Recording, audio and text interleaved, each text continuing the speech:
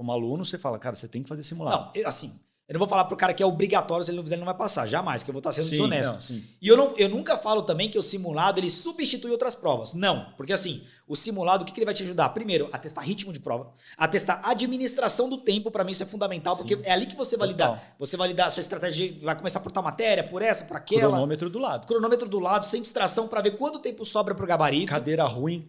Cadeira ruim, mesa ruim, porque é o que você vai encontrar. Lado, exatamente, distração, pode jogar tudo lá, porque no dia vai ter o cara comendo salgadinho do seu lado, vai ter o pagode ali no bar da esquina, distração total. E outra coisa que eu falo, mas isso não substitui o fato de você poder fazer algumas provas no meio do caminho, porque fazer outras provas, aí vem a pressão emocional. Sim, total, é importante. Vem imprevistos, que às vezes aquele Zé Ruela do fiscal tá te atrapalhando, fazendo barulho, atrasa a entrega da prova. Sim. Então esses fatores você só descobre no dia da prova e alguns outros você consegue treinar em simulados. Então eu falo, é uma ferramenta de otimização. Sim. Não é obrigatório, mas se você fizer isso, vai explorar esses detalhes, vai te colocar na frente. Muitos acham que assim, fazer simulado substitui o estudo com questões. Não, são coisas totalmente diferentes. Tem gente que, por exemplo, muita gente me pergunta, Diego, se eu estudar hoje para concurso público, pelo método que você usava para a OAB, vai funcionar por meio só de questões anteriores? Eu falo, não. Eu falo que não.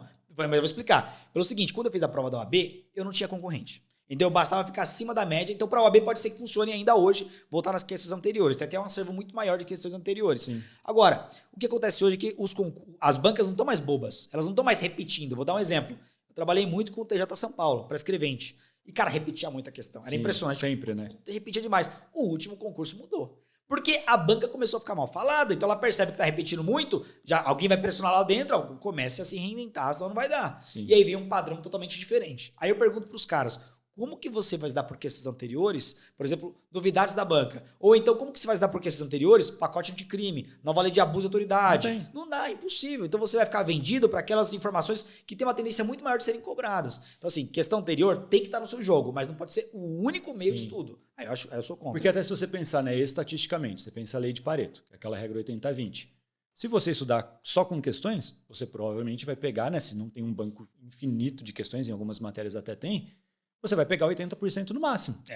E 80% você não passa. Hoje não passa mais. Em um concurso competitivo como esse, você não passa. Hoje não passa. Nem na nossa época. Eu acho bacana quando o cara usa a regra de Pareto para identificar os assuntos. Sim, é a forma mais fácil de você evoluir, na verdade. Isso. Um iniciante quer pegar confiança, quer passar de 80%, cara, ninguém passa de 80% sem saber o que está fazendo. Eu acho que é o primeiro passo. Faz só questões. Se você fizer só questões, e claro que em algumas matérias não dá, né? Tem umas matérias que não tem tantas questões. Tem questões. E aí você tem que ter essa percepção, tem que conciliar. E outra, isso é uma técnica, até esqueci o nome da técnica agora, que você é o estudo reverso. Você começa pelas questões e depois volta. Essa técnica do estudo reverso, ela vai funcionar para quem tem um mínimo de noção. Eu vou dar um exemplo para você. Eu não entendo nada de contabilidade. Se eu for fazer um concurso hoje de contabilidade e eu começar por questões anteriores, eu não vou entender. Então eu tenho que ter um mínimo de base, aí vai funcionar. Sim. Porque eu vou ler as questões e entender que assunto que eu tô e como cai. Mas aí eu acho que depende muito da matéria, sabe por quê? Em algumas, como contabilidade é um exemplo que eu acho que faz sentido. Igual matemática, raciocínio lógico matemático. Sim. Se você não tiver a base, dificilmente você vai ter velocidade ao estudar com questões, nem faz muito sentido. Né? Só que, em direito, sabe? Cara, faz total sentido você aprender, acho que desde o zero. Dá para entender. Sabe por quê? Porque ela é mais quebrada, né? O direito, ele é muito dinâmico, mas são coisas ali, às vezes, conceitos independentes. Ele funciona como um quebra-cabeça. Exato. Né? Então, ali, quando você estuda desde o dia 1 com questões, você já entende já aquilo que é mais relevante, você gasta mais esforço naquilo, sua confiança aumenta. Porque você percebe que você está indo melhor. Só que o ideal realmente é você, principalmente em concursos como esse que a gente está falando aqui, né? Competitivos assim até o limite. Tem que fazer 90%. Só estudar por questões vai ser pouco. Não dá. É um risco muito grande. Aconteceu no INSS agora, cara. INSS, né? Um monte de gente mandou mensagem pra gente falando, nossa, eu não acredito que caíram tanto as pensões específicas novas que eles colocaram lá. Era o item 12 do edital. E, cara, você olha para aquilo, são leis pequenas que nunca cobraram no concurso do INSS. Quando eu bati o olho naquilo, eu falei, vai despencar. É padrão, sabe? Tipo, mudança de padrão do que você falou, né? Tipo, uma hora a banca vai ter que virar a chave. Aí o que eu falei? Presta atenção nisso. Repita, não fica só nas questões. Isso daqui você vai ter que comer com farofa, inclusive na reta final, sabe? Aquela decorebinha igual um pré-prova de faculdade. Sim. Um dia antes, mano, porque resolveu para mim matérias que eu não manjava. Exato. Então, ali você não vai conseguir decorar tudo, mas na reta final, dá um gás naquilo, porque vai cair, não tem questões. 5 questões caíram daquilo.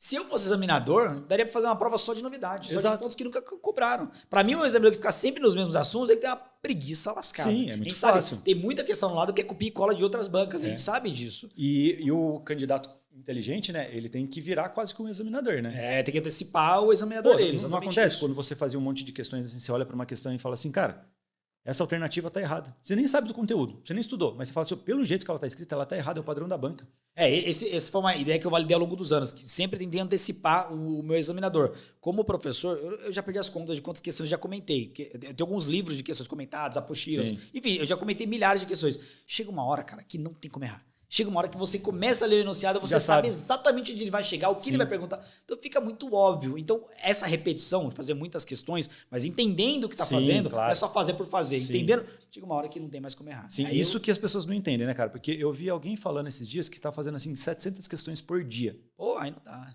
E aí eu falei, cara, mas é um número, você vai quebrar recordes. Tudo bem, mas você vai passar no concurso? Não necessariamente. É para assustar o concorrente isso. É muito marketing. Égua. Sabe? Porque não faz sentido. Porque você tem que estudar por questões, né? Não fazer questões. Exato. É uma coisa muito diferente. Vou dar um exemplo de um simulado que você faz com uma prova anterior.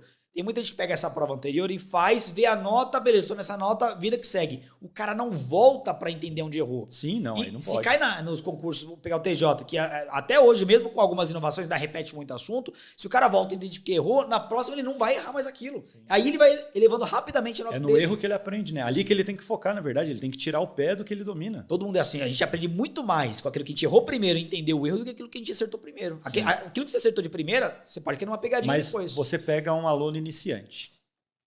Sabe, aquele cara que tá cru, que tá com medo, normalmente, né? Você manda ele fazer questões desde o primeiro dia? Não? Você fala para ele entrar num ritmo primeiro de se acostumar? Ele pode até fazer questões, ele pode até fazer, mas primeiro pega um estudo teórico ali. Vou dar um exemplo para você. Direito administrativo era uma matéria que eu tinha muita dificuldade. E eu já estava na faculdade de Direito lá no 4º, 5º ano, eu não entendia nada de Direito administrativo. Até porque a gente tem pouquíssimo Direito administrativo, né? Pouco e é chutado. Minha professora vomitava a matéria, assim, não entendia nada, eu tinha muita dificuldade. E eu lembro que eu tentei começar por questões, eu não entendia, não entrava na minha cabeça. Quando eu comecei a entender a lógica do direito administrativo, aí ficou fácil. Hoje eu dou aula da matéria. Então, o que eu fiz?